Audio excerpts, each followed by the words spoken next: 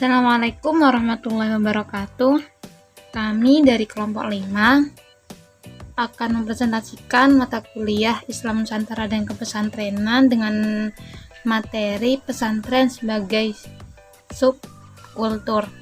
Ada dua pemateri. Yang pertama, saya sendiri Sinta Launa Kakli, NIM T 2018-7035, dan kedua Devinda Ekawati, NIM T 2018-7039. Untuk mempersingkat waktu, langsung saja kepada pemateri pertama. Saya Devinda Ekawati. Di sini saya sebagai pemateri pertama akan menjelaskan tentang pengertian pondok pesantren. Pondok berasal dari kata bahasa Arab yaitu funduk, yang berarti hotel atau rumah penginapan. Pada kenyataannya, pondok memang tidak lebih dari rumah penginapan. Khusus pondok pesantren yang ada di Jawa, struktur bangunannya mirip dengan padepokan sebuah rumah yang terdiri dari beberapa kamar. Dan sampai saat ini, masih bisa terlihat pondok pesantren dengan struktur bangunan seperti ini. Pesantren menurut Kamus Besar Bahasa Indonesia pada tahun 1995 berarti asrama tempat santri atau tempat murid-murid belajar mengaji. Akar kata pesantren berasal dari kata santri, yaitu istilah yang pada awalnya dipergunakan bagi orang-orang yang menuntut ilmu agama di lembaga pendidikan tradisional Islam di Jawa dan Madura. Dalam pemaknaan bahasa modern, santri memiliki arti sempit dan arti luas. Dalam pengertian sempit, santri adalah seorang pelajar sekolah agama, sedangkan pengertian luas atau umum, santri mengacu pada seorang anggota bagian penduduk Jawa yang menganut Islam dengan sungguh-sungguh, rajin sholat, pergi ke masjid pada hari Jumat, dan sebagainya. B. Asal-usul pondok pesantren. Di sini ada 3 pendapat yang membicarakan mengenai asal-usul dan latar belakang pondok pesantren di Indonesia. Untuk pendapat yang pertama yaitu pendapat yang menyebutkan bahwa pesantren berakar pada tradisi Islam sendiri, yaitu tradisi tarekat. Pada pengikut tarekat, selain diajarkan amalan-amalan tarekat, mereka juga diajarkan kitab-kitab agama dalam berbagai cabang ilmu pengetahuan agama Islam. Untuk pendapat yang kedua yaitu pendapat yang menyatakan bahwa kehadiran pesantren di Indonesia diilhami oleh lembaga pendidikan Kutab, yakni lembaga pendidikan pada masa kerajaan Bani Umayyah yang semula hanya merupakan wahana atau lembaga baca dan tulis dengan sistem halaqah atau wetonan. Pada tahap berikutnya, lembaga ini mengalami perkembangan pesat karena didukung iuran masyarakat serta adanya rencana-rencana yang harus dipatuhi oleh pendidik dan anak didik. Untuk yang ketiga yaitu seperti yang disebutkan dalam ensiklopedi Islam bahwa pesantren yang ada sekarang pada mulanya merupakan pengambil alihan dari sistem orang Hindu di Nusantara pada masa sebelum Islam. Lembaga ini dimaksudkan sebagai tempat mengajarkan ajaran-ajaran agama Hindu serta tempat membina kader-kader penyebar agama tersebut. Sejarah perkembangan pesantren. Pengembangan dan penyebaran Islam di Jawa dimulai oleh Wali Songo, sehingga kemudian model pesantren di Pulau Jawa juga mulai berdiri dan berkembang bersamaan dengan zaman Wali Songo. Karena itu tidak berlebihan jika dikatakan bahwa pesantren yang pertama didirikan oleh Maulana Malik Ibrahim atau Syekh Maulana Maghribi. Meskipun begitu, tokoh yang dianggap berhasil mendirikan dan mengembangkan pesantren dalam arti yang sesungguhnya adalah Raden Rahmat atau Sunan Ampel. Ia mendirikan pesantren di Kembang Kuning yang kemudian ia pindah ke Ampel, Denta, Surabaya. Misi keagamaan dan pendidikan Sunan Ampel mencapai sukses sehingga beliau dikenal oleh masyarakat Majapahit. Kemudian bermunculan pesantren-pesantren baru yang didirikan oleh para santri dan putra beliau. Putra beliau misalnya pesantren Giri oleh Sunan Giri, pesantren Demak oleh Raden Fatah, dan pesantren Tuban oleh Sunan Bonang. Pesantren juga tidak luput dari berbagai kritik.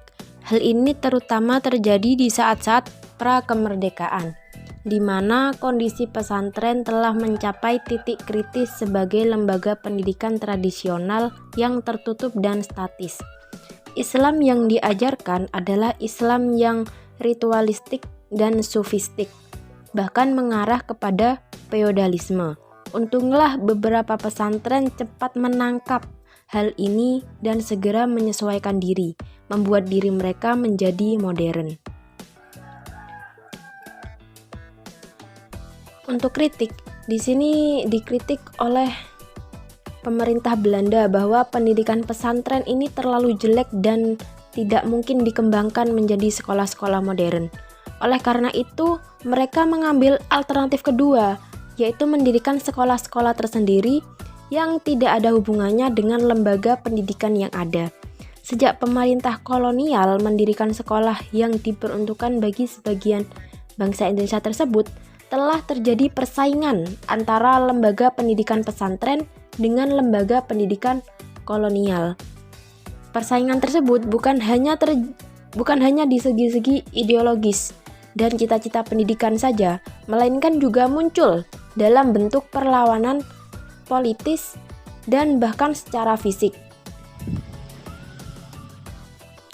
Hampir semua perlawanan fisik melawan pemerintah Belanda bersumber atau paling tidak mendapat dukungan sepenuhnya dari pesantren, seperti Perang Diponegoro, Perang Paderi, Perang Banjar, sampai kepada perlawanan-perlawanan rakyat yang bersifat lokal yang tersebar. Berbagai inovasi telah dilakukan untuk mengembangkan pesantren, baik oleh masyarakat maupun pemerintah. Masuknya pengetahuan umum dan keterampilan ke dalam pesantren adalah sebagai upaya untuk memberikan bekal tambahan agar para santri bila telah menyelesaikan pendidikannya dapat hidup layak dalam masyarakat. Maka, ada pesantren yang lebih cenderung membina dan mengembangkan madrasah-madrasah atau sekolah umum baik tingkat dasar, menengah, maupun perguruan tinggi. Oleh karena itulah, akhir-akhir ini pesantren mempunyai kecenderungan baru dalam rangka renovasi terhadap sistem yang selama ini dipergunakan, yaitu mulai akrab dengan metodologi ilmiah, semakin berorientasi pada pendidikan yang fungsional, artinya terbuka terhadap perkembangan di luar. Kemudian diversifikasi program dan kegiatan makin terbuka dan jelas. Yang keempat, dapat berfungsi sebagai pusat pengembangan masyarakat. Mungkin hanya itu, selanjutnya akan dijelaskan oleh pemateri kedua. Baik, secara garis besar pesantren itu dibagi menjadi dua kelompok. Untuk saat ini, dewasa ini itu dibagi menjadi dua kelompok. Ada pesantren salaf dan ada juga pesantren kholaf. Pesantren salaf umumnya itu belum tertata rapi secara struktural pengurusannya, karena pengelolanya itu langsung berpusat pada kiainya. Jadi kiainya yang mengontrol langsung bagaimana santri-santrinya belajar, bagaimana perkembangan pondoknya, itu langsung kiainya langsung yang memegang pesantren tersebut. Jadi seperti pesantren Lirboyo yang ada di pelosok Kediri, terus pesantren Maslakul Huda di Pati Jawa Tengah, pesantren Tremas di Pacitan Jawa Timur, dan beberapa pesantren lainnya. Biasanya pesantren salaf ini juga kental banget dengan pembelajarannya yang tradisional Islam, maksudnya lebih kepada ke kitab kuning semua. Jadi bagaimana semua santri itu bisa menguasai membaca kitab kuning. Untuk pembelajaran umumnya biasanya mereka kurang diperhatikan gitu. Jadi lebih ke pembelajaran yang bersifat kitab kuning gitu. Nah, kemudian ada pesantren kholaf. Pesantren kholaf ini mulai dari aspek kelembagaan, pengelolaan atau manajemen, struktur kurikulum, atau bahkan sistem pembelajarannya sudah sama persis dengan sekolah umum. seperti pesantren Darussalam Gontor Ponorogo, pesantren Wali Songo Ponorogo, pesantren Al-Amin Prenduan Madura, dan pesantren Tebu Ireng Jombang, dan juga pesantren-pesantren lainnya. Jadi pesantren kholaf ini bisa juga dikatakan dengan pesantren modern. Nah, di mana di dalam pesantren kholaf ini selain mendapat pembelajaran kitab kuning, juga pembelajaran umum seperti di sekolah umumnya itu juga ditekankan. Jadi tidak hanya kitab kuning saja yang ditekankan, tetapi materi-materi pembelajaran umum juga ditekankan di pesantren ini. Jadi ada sekolah formalnya juga. Kalau di pesantren salaf biasanya tuh nggak ada sekolah formal.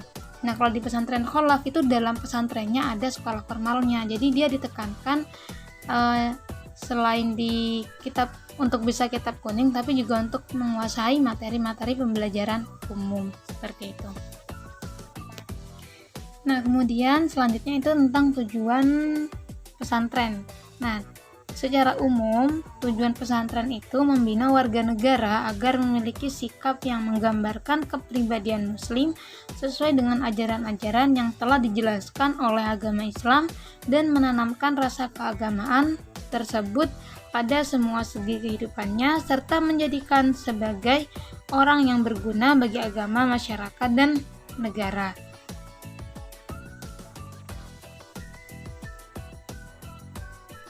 Sedangkan secara khusus, pondok pesantren itu juga memiliki tujuan, yaitu mendidik siswa atau santri untuk menjadikan manusia muslim selaku kader-kader ulama dan mubaligh yang berjiwa ikhlas, tabah, tangguh, wira swasta dalam mengamalkan sejarah Islam secara utuh dan dinamis. Kedua, menjadikan santri agar menjadi tenaga-tenaga yang cakap dalam berbagai sektor pembangunan, khususnya pembangunan mental spiritual. Yang ketiga, mendidik santri anggota masyarakat untuk menjadi seorang muslim yang bertakwa kepada Allah Subhanahu wa taala, berakhlak mulia, memiliki kecerdasan, keterampilan, dan sehat lahir batin sebagai warga negara yang berpancasila. Dan yang keempat, mendidik santri untuk membantu meningkatkan kesejahteraan sosial masyarakat lingkungan dalam rangka usaha pembangunan masyarakat bangsa. Nah, maka dari beberapa pendapat dari tujuan umum dan tujuan khusus yang sudah ada tadi disampaikan, sebenarnya tujuan pesantren dapat disimpulkan yaitu membentuk kepribadian muslim yang menguasai ajaran-ajaran Islam dan mengamalkannya sehingga bermanfaat bagi agama, masyarakat, dan negara. Nah, ajaran-ajaran Islam yang sudah dikuasai ini itu mereka kuasai dan kemudian mereka praktekkan atau mereka aplikasikan, amalkan di sekitar masyarakat, sehingga para santri ini bisa menjadi manusia-manusia yang bermanfaat bagi agama, masyarakat, dan juga bermanfaat bagi negara. Nah, kemudian kita masuk subbab yang keempat, yaitu tentang Wali Songo. Nah, penyebaran dan perkembangan Islam di Nusantara itu terjadi pada awal abad 12 Masehi, dan Islam itu masuknya dimulai dari pesisir seperti Pasai, Gresik, Goa, Talo, Cirebon, Banten, dan Demak. Karena di situ terdapat pelabuhan sebagai pusat perdagangan dan juga merupakan pusat interaksi antar kawasan ya. Kemudian berdasarkan konteks sejarah kebudayaan Islam di Jawa, rentangan waktu abad ke-15 sampai ke-16 ditandai tumbuhnya suatu kebudayaan baru yang menampilkan sintesis antara unsur kebudayaan Hindu, Buddha dengan unsur kebudayaan Islam. Nah, kebudayaan baru ini disebut atau dikenal dengan kebudayaan masa peralihan. Nah, dan pada saat itu juga muncullah Wali Songo, yaitu yang berartikan wali Allah atau sahabat Allah yang berjumlah 9 orang. Nah, mereka selama itu melakukan berdakwah dan mereka punya wilayah masing-masing. Jadi setiap ke-9 wali ini dakwahnya itu beda-beda ya tempatnya gitu. Dan mereka itu sebagai penyebar agama Islam di wilayah Jawa yang cukup menarik. Jadi dari cara pengajarannya, cara menyebarkannya ke masyarakat Jawa itu mereka menarik, tidak hanya sekadar berdakwah biasa gitu dengan ceramah, enggak, tapi mereka mesti dengan pembelajaran yang kreatif dan inovatif seperti itu. Nah, kemudian ke-9 wali tersebut yaitu yang pertama Sunan Gunung Jati, nama aslinya yaitu Syarif Hidayatullah. Nah, beliau lebih berperan dakwahnya pada di wilayah Jawa Barat, khususnya di daerah Cirebon yang bernama Sunan Gunung Jati. Sunan Gunung Jati merupakan pendiri dinasti Kesultanan Banten yang dimulai dengan putranya yaitu Sultan Maulan Hasanuddin, dan atas prakarsa itulah Sunan Gunung Jati melakukan penyerangan kepada Sunda Kelapa pada tahun 1527 di bawah kepemimpinan Fathahillah, Panglima Perang Kesultanan Demak yang juga membantu Sunan Gunung Jati. Dan yang kedua yaitu ada Sunan Ampel atau yang bernama asli Raden Rahmat. Jadi Sunan Ampel ini dakwahnya dari sebuah pesantren yang didirikan di Ampel atau ada di kota Surabaya. Nah,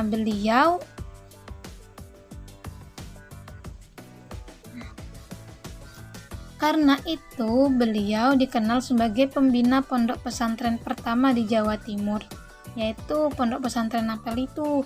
Lah, untuk murid-muridnya Sunan Ampel itu ada Sunan Giri, Sunan Bonang, dan Sunan Derajat. Kemudian yang ketiga yaitu ada Sunan Gresik yang bernama asli Maulana Malik Ibrahim. Beliau juga diduga berasal dari wilayah Maghribi atau Afrika Utara. Beliau merupakan guru para wali. Sunan Gresik merupakan orang pertama yang masuk ke Pulau Jawa dan berasal dari keluarga muslim yang taat, belajar agama Islam sejak kecil, namun juga masih belum diketahui siapa gurunya, hingga beliau menjadi seorang ulama. Kemudian yang keempat ada Sunan Bonang. Sunan Bonang atau yang bernama asli yaitu Raden Makhdum, menyebarkan agama Islam dengan cara menyesuaikan diri terhadap corak kebudayaan masyarakat Jawa yang menggemari wayang dan musik gamelan. Nah, hal tersebut beliau menciptakan gending-gending yang memiliki nilai-nilai keislaman. Setiap bait-bait lagu diselingi dengan ucapan kalimat dua syahadat atau syahadatain, sehingga musik gamelannya mengiringinya. Ini dikenal dengan istilah sekaten. Nah, kemudian yang kelima ada Sunan Giri atau nama aslinya itu Raden Paku. Dia merupakan putra dari Maulana Ishak. Beliau ditugaskan oleh Sunan Ampel untuk menyiarkan agama Islam di Blambangan. Sunan Giri ini pernah belajar di pesantren Ampel, yaitu juga merupakan santri dari Sunan Ampel itu. Setelah dewasa, beliau melakukan perjalanan haji bersama Sunan Bonang. Sunan Giri pada masa itu hidup saat zaman kerajaan Majapahit yang runtuh pada tahun sekitar 1478 dan rakyatnya itu mengalami suasana kritis serta dalam keadaan prihatin. Nah, setelah Sunan Giri ini pulang dari haji singgah di Pasai untuk lebih memperdalam ilmu agama. Saat itu Sunan Giri mendirikan sebuah pesantren di daerah Giri. Lalu beliau mengirimkan banyak juru dakwah ke berbagai daerah di Nusantara untuk menyiarkan agama Islam. Sunan Giri dianggap sebagai pencipta tembang-tembang cilik atau sekar alit jenis asmaradana dan pucung. Kemudian yang keenam ada Sunan Derajat atau yang bernama asli Raden Qasim. Sunan Derajat ini dikenal sebagai seorang wali yang berjiwa sosial tinggi. Beliau banyak memberikan pertolongan kepada yatim piatu, fakir miskin, dan orang sakit. Perhatiannya yang sangat besar tersebut menarik minat masyarakat untuk akhirnya bisa menjadi pengikut Sunan Derajat. Sunan Derajat dianggap sebagai pencipta tembang-tembang cilik yang sekar alit jenis pangkur. Yang ketujuh ada Sunan Muria atau yang bernama asli Raden Umar Said. Sunan Muria adalah seorang wali songo yang sangat berjasa bagi penyebaran Islam di Nusantara pada daerah pedesaan. Sunan Muria ini dianggap sebagai pencipta tembang-tembang cilik atau sekar alit jenis sinom dan kinanti. Nah, Sunan Muria juga suka menggelar sejumlah lakon pertunjukan wayang gubahan dari Sunan Kalijaga seperti Dewa Ruci, Dewa Serani, Jamus Kalimasada, Begawan Ciptaning, dan masih banyak lainnya. Nah, melalui pertunjukan wayang itu, Sunan Muria mendidik masyarakat tentang berbagai bidang kehidupan, khususnya tauhid. Melalui wayang pula, berbagai tembang, tradisi-tradisi lama, dan praktik-praktik keagamaan lama berhasil diislamkan. Sunan Muria berhasil mengembangkan dakwah Islam di daerah Jepara, Tayu, Juwana, bahkan sekitar Kudus. Kemudian yang kedelapan yaitu ada Sunan Kudus yang bernama asli Ja'far Shadiq. Diberi gelar dengan nama Wali al-Ilmi, artinya orang yang berilmu luas, oleh para wali songo karena memiliki keahlian khusus dalam bidang agama. Beliau juga dipercaya memegang pemerintahan di daerah Kudus. Sunan Kudus dianggap sebagai pencipta tembang-tembang cilik atau sekar alit yang berjenis mas kumambang dan mijil. Kemudian yang terakhir juga ada Sunan Kalijaga yang bernama asli yaitu Raden Said. Sunan Kalijaga ini dikenal sebagai budayawan dan seniman seni suara, seni ukir, dan seni busana. Beliau menciptakan aneka cerita wayang yang bercorak keislaman. Sunan Kalijaga ini memperkenalkan bentuk wayang yang terbuat dari kulit kambing, karena pada masa itu wayang populer dilukis pada semacam kertas. Dalam seni suara, beliau adalah pencipta lagu Dandang Gula. Nah, Sunan Kalijaga ini juga pencipta tembang-tembang cilik atau sekar alit tapi yang berjenis durma. Sunan Kalijaga juga sangat mahir memanfaatkan cerita-cerita rakyat yang dimilikinya untuk menjadikannya sebagai sarana pendidikan masyarakat yang menyenangkan. Nah, karena Sunan Kalijaga ini kreatif, Sunan Kalijaga juga memasukkan nilai-nilai Islam dalam pagelaran wayang dengan memberikan syarat bagi masyarakat yang ingin menonton pertunjukan wayang bukan dengan uang sebagaimana biasanya, melainkan dengan membaca kalimat syahadat. Nah, dari dalam situ selain mendapat hiburan berupa wayang, ada unsur pendidikan akhlak dalam lakon cerita yang menjadi hiburan rakyat juga, seperti itu. Nah, dilihat dari cerita dari Wali Songo tersebut, keberhasilan Wali Songo dalam menyebarkan agama Islam atau dengan kata lain mendidik manusia Indonesia menjadi puncak kemanusiaannya di Nusantara, khususnya di Pulau Jawa, telah menoreh sejarah dengan tinta emas karena berhasil mengislamkan.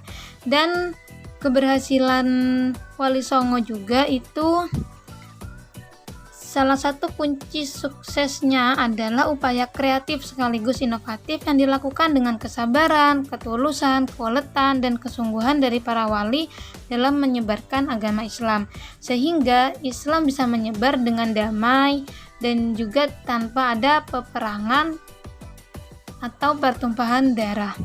Nah, Wali Songo itu tampaknya dalam menyebarkan Islam itu terinspirasi pada masa Rasulullah. Sederhananya, prinsip pendidikan yang dilakukan Rasulullah juga merupakan pendidikan kreatif dan inovatif. Wali Songo pada masa pelembagaan Islam menggunakan beberapa tahapan, yaitu yang pertama dengan mendirikan masjid. Jadi ke-9 wali ini dimanapun dia tempat berdakwah, mungkin yang pertama dilakukan adalah dengan mendirikan masjid. Nah, jadi masjid itu sebagai tempat untuk menyiarkan agama Islam dan tempat kegiatan-kegiatan, apalagi masjid juga sangat digunakan untuk beribadah. Masa-masa proses awal islamisasi, masjid menjadi tempat ritual. Masjid juga sebagai pusat tumbuh dan berkembangnya kebudayaan Islam. Di dalam masjid segala aktivitas pengembangan Islam berlangsung. Banyak masjid yang diyakini sebagai peninggalan wali dan dinamakan wali yang bersangkutan. Seperti masjid yang didirikan oleh Raden Ahmad yang diberi nama Lakob sebagaimana tradisi Timur Tengah, sehingga masjidnya dinamakan Masjid Ampel. Masjid Giri didirikan oleh Sunan Giri, Masjid Derajat didirikan oleh Sunan Derajat, dan sebagainya.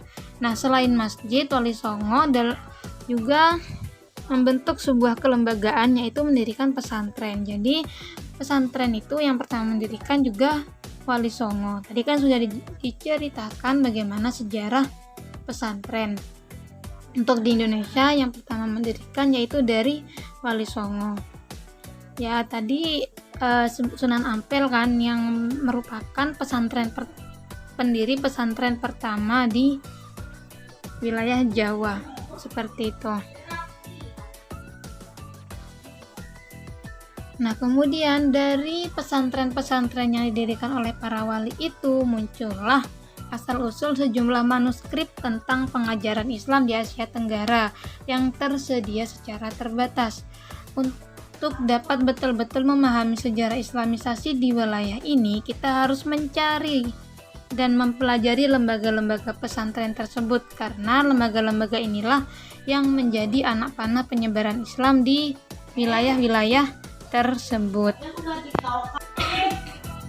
Nah, sekian presentasi dari kelompok 5. Kurang lebihnya mohon maaf. Semoga bermanfaat. Wassalamualaikum warahmatullahi wabarakatuh.